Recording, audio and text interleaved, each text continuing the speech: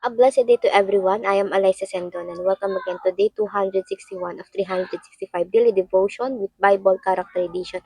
And today is August 18, 2026 and yung title itong devotion natin ay Wealth and Power for God Purposes.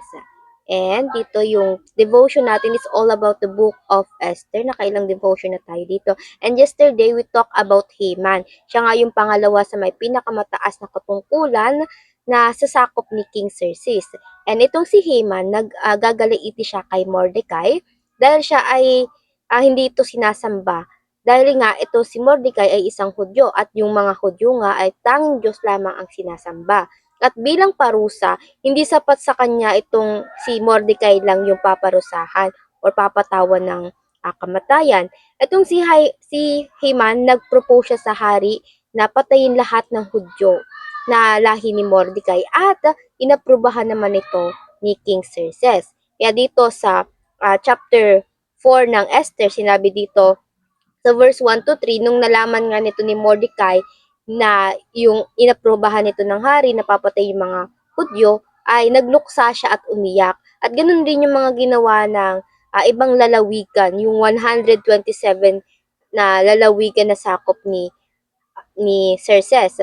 And dito sa verse 11, kaya si Mordecai, kinausap niya itong si Esther at pinaalam sa kanya yung plano ni Haman. Nakiusap si Mordecai kay Esther na humingi ng tulong sa hari. Pero, sagot ni Esther sa verse 11, alam na alam ng lahat na walang tinatangi ang batas ng kaharian.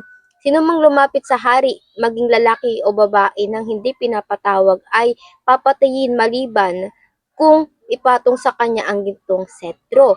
So, 30 araw na akong hindi pinapatawag ng hari. Ito yung problema ni Esther. Si Esther ay takot din siyang mamatay kasi risky talaga yung gustong ipagawa sa kanya ni Mordecai na lumapit nga sa hari. Maaaring buhay niya yung maging kapalit. Pero ang sabi ni Mordecai, sa verse 14, kapag ipinagwalang bahala mo ang pangyayaring ito, tiyak na may magliligtas din sa mga Hudyo. Dito, hindi sinasabi or di minention ang Diyos, pero hindi man directly minention ang Diyos, makikita naman natin dito na may pagkilos talaga ang Diyos. Sabi nga, tiyak na may magliligtas din sa mga Hudyo. Kung hindi si Esther, ay may kapaaraanan pa rin ang Panginoon for their protection. Ngunit, sabi dito, ngunit malilipol ka at ang iyong angkan. Kung hindi si Esther, ay kapag kumilos ang Diyos sa ibang kaparaanan, ay madadamay si Esther sa paglilipol ng Diyos. At dito nga, sabi din ni Mordecai, anong malay mo? Baka nga napunta ka riyan para maging kasangkapan sa ganitong pagkakataon. So, sinasabi niya, kaya siguro naging reyna ka, malay natin naging reyna ka para sa ganitong pagkakataon dahil darating din yung oras na lilipunin yung lahi natin at magagamit ka. And this is the wisdom. This is divine appointment. Yung tinatawag nga na divine appointment. Sa buhay natin may pinagdadalhan palagi sa atin ang Diyos bilang advance na kasagutan para sa arising problem. Hindi pa dumarating yung problema, pero may sagot na palagi ang Diyos. Kaya nga dito sa ating mga katuruan, number 1, crucial decision must be supported by prayer and fasting. Yung kinaharap ni Esther, this could be a crucial dahil it is against the law that time at pwede nga siyang ipapatay. Kaya nga sinabi ni Esther sa verse 15, ipag-fast siya at siya rin yung magpo-fast for 3 days and night. When this is done, sa verse 16, I will go to the king, even though it is against the law, and if I perish, I perish. So, naging courageous si Esther at sinuportahan niya ito by prayer and fasting. And pangalawa, God-given opportunities comes with God-given responsibilities. Ang Diyos pinosisyon si Esther bilang reyna. At sa opportunity ito ay may kalakip na responsibility na para din sa Diyos. Si Mordecai, sinabi niya nga ulit, anong malay mo, baka nga napunta ka riyan para maging kasangkapan sa gantong pagkakataon. So, ganun din dapat sa atin. Gamitin natin yung every opportunity to God-given responsibility. And pangatlo, courage means choosing what is right despite the cost. Tapang na gawin ng tama kahit na may kapalit at minsan yung comfort pa natin, yung ating buhay man or even anything na costly para sa atin. So be courageous. And para sa ating pagsasabuhay nitong devotion natin, number 1, pray and fast before making crucial decision. Yung fasting is essential. Hindi lang ito basta ginagawa for tradition, but it is essential for our life as a Christian people. Praying fasting is a natural and must be a regular part of Christian life.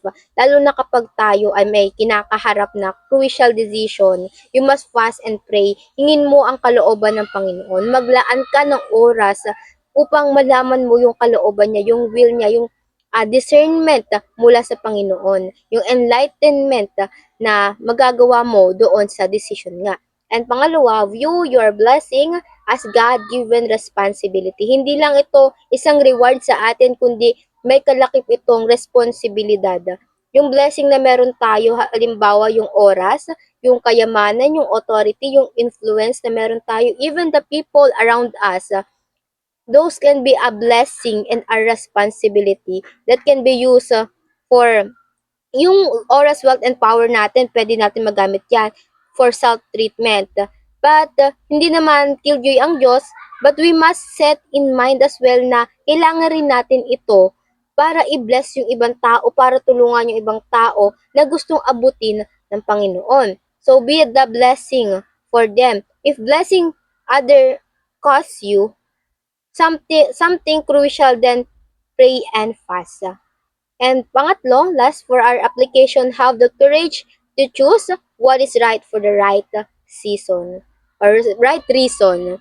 Yung cause something may make us afraid or fear or kung ano mang takot, negatibong mararamdaman natin. Pero kapag ginawa mo ito dahil ito ang tama, God will vindicate you in the right time. He will the one who is in your side and the one who will protect you. Kaya pagkatiwalaan natin ng Diyos at ibigay natin lahat sa kanyang kapurihan. And now, para naman sa ating reflection, how can we use our position, wealth, and power to serve God's purposes? Laging may purpose ang ating ginagawa. At kailangan natin tanungin yung discernment for our God, from our God, para magawa natin ito ng tama. And before I finally end, let's have a short closing prayer. And let's pray, everybody.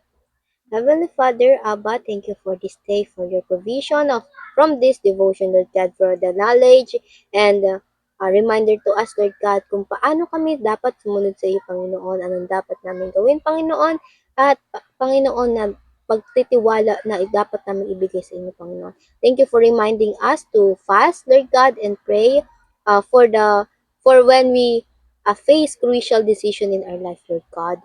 Lord, we pray more, Lord God, na bigyan mo kami ng strength, Lord God, and courage, Lord God, na harapin lahat ng opportunity and responsibility yung ibinigay mo sa amin, Lord God.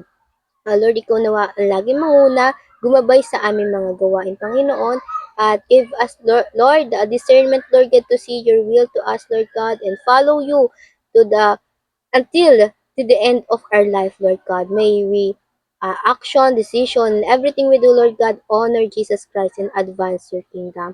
In Jesus' name, I prayed. Amen and amen and amen.